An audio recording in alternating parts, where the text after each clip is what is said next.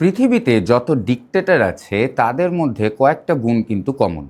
এক হচ্ছে অ্যাবসলিউট পাওয়ার গ্র্যাব করার যে একটা ইচ্ছে, আর দ্বিতীয় হচ্ছে সেই পাওয়ারটাকে গ্র্যাব করার পরে সেটাকেই ভয় পাওয়া, সেটা নিয়ে একটা প্যারানয়া তৈরি হওয়া, কারণ সেই পাওয়ারটা চলে গেলে তাদের জন্য কিন্তু কোনো রিটায়ারমেন্ট প্ল্যান ওয়েট করে না।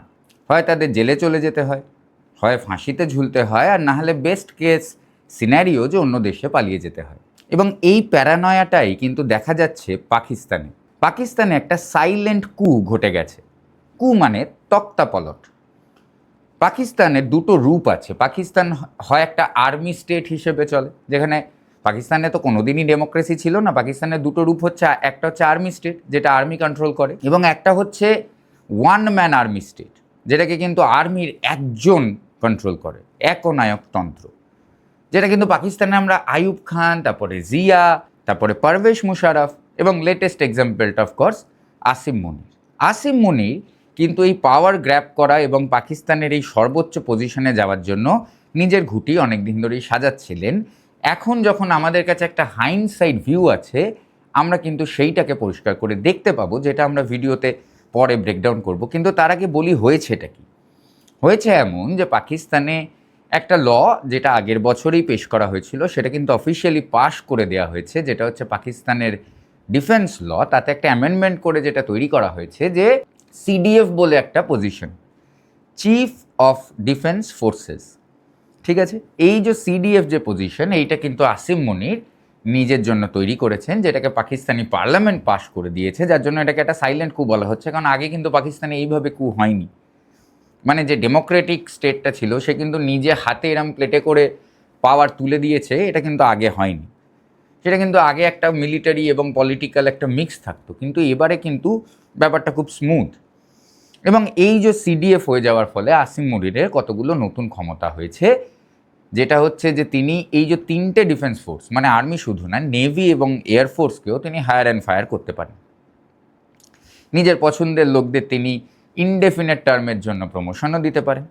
এবং এই যে তার আর্মি সর্বা হয়ে যাওয়া, এটা কিন্তু আরও 5 বছর, মানে 2030-31 অবধি তাকে ইমিউনিটি দিচ্ছে, এবং কোনো রকম লিগ্যাল কেসও কিন্তু তার বিরুদ্ধে করা যাবে না, একদম অ্যাবসলিউট প্রোটেকশন। এবং যেটা পরিষ্কার বোঝা যাচ্ছে যে এরপরে তিনি হয় পাকিস্তানকে একটা মিলিটারি রুল স্টেটে পরিণত করবেন, অথবা নিজেই পাকিস্তানের প্রধানমন্ত্রী হয়ে যাবেন। এছাড়া কিন্তু আসিম মনিরের পলিটিক্যাল ফিউচার কি আমি দেখতে পাচ্ছি না। এবং এর সঙ্গেই এই লগুলো যে ক্ষমতাটা, সবথেকে যে মেন ক্ষমতাটা আসিম মনিরের হাতে তুলে দিয়েছে, সেটা হচ্ছে নিউক্লিয়ার বাটন। এখন কিন্তু আসিম মনিরের হাতে পাকিস্তানের নিউক্লিয়ার বাটনের যে অপশানটা, সেটা কিন্তু এখন আসিম মনিরের কাছে। অতএব আনঅফিসিয়ালি এটাও বলে দিচ্ছে যে এখন কিন্তু ডিপ্লোমেসি মানেও আসিম মনির। মানে কোনো দেশেরই, বিশেষ করে ভারতে যদি কোনো রকম পরিস্থিতি তৈরি হয় যে পাকিস্তানের সাথে কথা বলতে হবে, তাহলে কিন্তু পাকিস্তানের যে ডেমোক্রেটিক গভর্নমেন্ট, তাদের সাথে কথা বলে যে খুব একটা লাভ হবে না, সেটা বোঝাই যাচ্ছে। অতএব ডিপ্লোমেসির সব রাস্তা কিন্তু এখন আর্মি হেডকোয়ার্টার্সে, যার সবার উপরে সে ডক্টর ডুমের মতো বসে আছে আসিম মনির। এবং এই আসিম মনিরকেই কিন্তু এরপরে এঙ্গেজ করতে হবে পৃথিবীর সব দেশ, যেটা মোটামুটি দেখাই যাচ্ছে যে পাকিস্তানকে লিডই করছে আসিম মনির। ওই শাহবাজ শরীফ ও ড্রাইভারের মতো সঙ্গে সঙ্গে ঘোরে, সেটা ঠিক আছে, কিন্তু আপনি যে কোনো বড়, যে মক্কা ডিফেন্স প্যাক্ট হোক বা ইউএস ভিজিট হোক, সেখানে কিন্তু আপনি দেখবেন যে আসিম মনির কিন্তু লিডার। আচ্ছা, এবারে পাকিস্তানি পলিটিক্স থেকে একটু রিয়েল লাইফে ফিরে আসি, যে জিও পলিটিক্যাল ইমপ্লিকেশনগুলো কী কী। প্রথমেই যেটা দেখা, যে 2-2-4 যে কথাটা ভিডিও শুরুতে বলছিলাম, যে আসিম মনির কিন্তু এটা অনেক দিন ধরেই প্ল্যান করছিলেন। যে কোনো ডিক্টেটরের জন্যে তার এই অ্যাবসলিউট পাওয়ার গ্র্যাবকে জাস্টিফাই করতে তার কিন্তু একটা ভিলেন লাগে। এবং যার জন্যই কিন্তু এই পুরো পেহেলগাম টেরর অ্যাটাকটাকে ডিজাইন করা হয়েছিল, যেখানে ধর্ম জিজ্ঞেস করে করে লোককে প্রাণে মারা হয়, হিন্দুদের চিহ্নিত করে মারা হয়, যাতে ভারত সরকারের কাছে আর কোনো রকম অপশান না থাকে রেসপন্ড করা ছাড়া। এবং ভারত যখন রেসপন্ড করে এবং পাকিস্তানের যে তাতে মুখে যে চুনকালি পড়ে, মানে আসিম মনির নিজে তো মনে মনে জানেন যে পাকিস্তানের ডিফেন্স বাজেটের অন্তত 30-40% 48 ঘন্টায় ভারত হাফিস করে দিয়েছিল। ব্রাহ্মস কি তেহেলকা মাছিয়েছে স্যাটেলাইট ইমেজারিতে পরিষ্কার, যদিও পাকিস্তান ভুল বোঝাচ্ছে মানুষকে এই বলে যে একটা মনুমেন্ট তৈরি করেছে অপারেশন সিন্দুরের ভিত্তিতে। ভাবা যায় কি লজ্জা ঘেন্নাহীন দেশ, একটা মনুমেন্ট গোটা বানিয়ে ফেলেছে যে তারা অপারেশন সিন্দুর জিতেছে। এবং এই অপারেশন সিন্দুর হারার পরে অপারেশন সিন্দুরে মুখে চুনকালি পড়ার পরে আসিম মুনিরের কাছে কিন্তু গেমটা খুব সোজা হয়ে যায় পাওয়ারটা গ্র্যাব করা, কারণ তিনি কিন্তু জাস্টিফিকেশন পেয়ে যান যে আমরা এই যে ইন্ডিয়ার সাথে তাড়াতাড়ি কোঅর্ডিনেট করে ইন্ডিয়াকে জবাব দিতে পারিনি, কারণ ডেমোক্রেটিক সরকারের সাথে আর্মিকে আলোচনায় বসতে হয়, এতে একটা ডিলে হয়, একজনের হাতে কমান্ড থাকলে ভালো। এই যে জাস্টিফিকেশনগুলো কিন্তু তিনি তৈরি করেছেন, যেটা তাকে নতুন ল ইনশিওর করছে যে পরের বার যখন যুদ্ধ হবে তখন কিন্তু পাকিস্তান আর্মিকে, পাকিস্তান গভর্নমেন্টকে কনসাল্ট করতে হবে না। আসিম মুনির যেমনভাবে চাইবেন তেমনভাবেই তিনি লিড করতে পারবেন। অতএব এই অপারেশন সিন্দুর পাকিস্তানের কানের গোড়ায় দুটো বাজিয়ে দিলেও এটা কিন্তু আসিম মুনিরের জন্য একটা সুন্দর প্রশস্ত রাস্তা তৈরি করে দিয়েছে, যেটা দিয়ে কিন্তু পাকিস্তানে তিনি পাওয়ার গ্র্যাব করে এখন বসেছেন।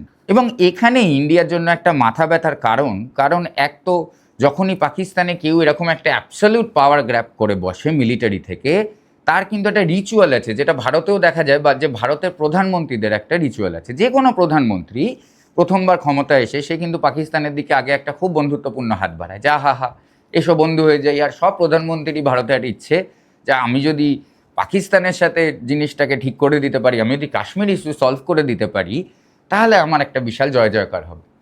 এটা আমরা বাজপেয়ীর সময় ভারতকে চেষ্টা করতে দেখেছি, মনমোহন সিংয়ের সময়, মোদির সময় ভারত কিন্তু প্রথমে সব সময় একটা বন্ধুর হাত বাড়িয়েছে এবং সলভ করে ফেলার চেষ্টা করেছে। তেমনই কিন্তু পাকিস্তানে যে কোনো ডিকটেটর, বিশেষ করে তারা যখন মিলিটারি ব্যাকগ্রাউন্ড থেকে আসে, তারা কিন্তু পাওয়ার গ্র্যাব করেই তাদের পজিশন জাস্টিফাই করার জন্য, আর ওই যে বললাম যে ভিলেনকে আরও বেটার এস্টাবলিশ করার জন্য, তারা কিন্তু একটা মিলিটারি মিসঅ্যাডভেঞ্চার করতে চায় ভারতে।